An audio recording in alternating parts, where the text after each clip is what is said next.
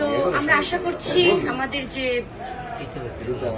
আমাদের মধ্যে যেন কোনো তৃতীয় ব্যক্তি আর এন্ট্রি না নিতে পারে।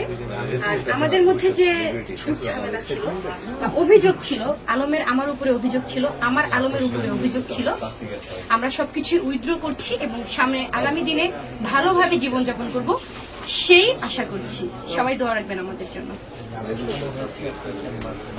হ্যাঁ, আর আমাদের এই মীমাংসার মধ্যে বড় অবদান রেখেছে আতিক ভাইয়া, উনি অনেকটা অবদান রেখেছে। আর আমাদের মীমাংসার জন্য যে পেপারস গুলো দেখছেন